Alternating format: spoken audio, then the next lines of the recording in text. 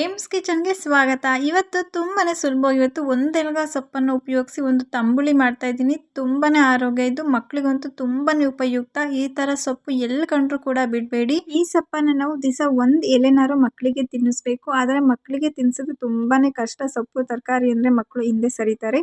ಅದಕ್ಕೋಸ್ಕರ ನಾವು ಏನು ಮಾಡ್ತೀವಿ ಅಂದರೆ ಮಕ್ಕಳಿಗೆ ಸಾಂಬಾರು ಮಾಡ್ಕೊಡೋದಾಗಲಿ ಮಾಡ್ತೀವಿ. ಇದನ್ನು ಹಸಿಯಾಗೇ ತಿನ್ನಬೇಕು. ಆಗ್ಲೇ ಇದ್ರ ಪ್ರಯೋಜನ ಉಪಯೋಗ ಆಗುವಂಥದ್ದು. ನಾವು ಇದನ್ನು ಯಾವುದೇ ಕಾರಣಕ್ಕೂ ಬೇಯಿಸಿ ಕೊಡಬಾರ್ದು. ಬನ್ನಿ ಇವಾಗ ಇದನ್ನು ಹೇಗೆ ಮಾಡೋದು ಅಂತ ನೋಡೋಣ ಇವಾಗ.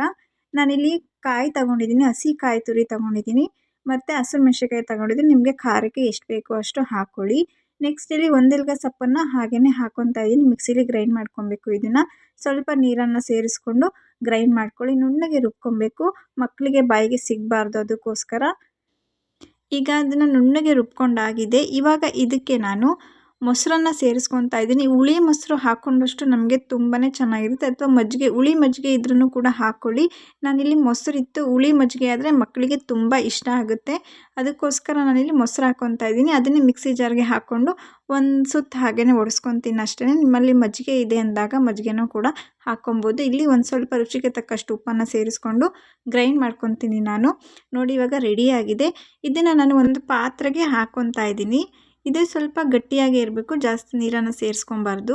ನಿಮಗೆ ಒಂದು ವೇಳೆ ಈ ಥರ ಇಷ್ಟ ಆಗಲಿಲ್ಲ, ಈ ಥರ ತಿಂತಾ ಇಲ್ಲ ಮಕ್ಕಳು ಅಂದಾಗ ನಾನು ಇನ್ನೊಂದು ರೆಸಿಪಿನೂ ಕೂಡ ಅಪ್ಲೋಡ್ ಮಾಡಿದ್ದೀನಿ. ಅದನ್ನು ಹೋಗಿ ಚೆಕ್ ಮಾಡಿ ನೋಡಿ, ಡಿಸ್ಕ್ರಿಪ್ಷನ್ ಬಾಕ್ಸಲ್ಲಿ ಹಾಕಿರ್ತೀನಿ.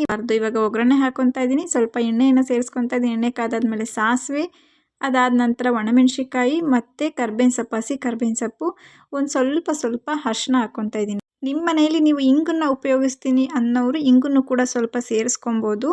ನೆಕ್ಸ್ಟ್ ಇವಾಗ ಒಗ್ಗರಣೆನ ಸೇರಿಸ್ಕೊತಾ ಇದ್ದೀನಿ ನಾನು. ಅನ್ನದ ಜೊತೆ ತುಂಬಾ ಚೆನ್ನಾಗಿರುತ್ತೆ. ನಿಮ್ಮ ಮಕ್ಕಳು ಕೂಡ ಇಷ್ಟಪಟ್ಟು ತಿಂತಾರೆ. ನೀವು ಕೂಡ ಒಮ್ಮೆ ಟ್ರೈ ಮಾಡಿ ನೋಡಿ. ಈ ರೆಸಿಪಿ ನಿಮಗೆ ಇಷ್ಟ ಆಗಿದೆ ಅಂತ ಅಂದ್ಕೊಂಡಿದ್ದೀನಿ. ಇಷ್ಟ ಆಗಿದರೆ ಸಬ್ಸ್ಕ್ರೈಬ್ ಮಾಡಿ, ಸಪೋರ್ಟ್ ಮಾಡಿ. Thank you for watching.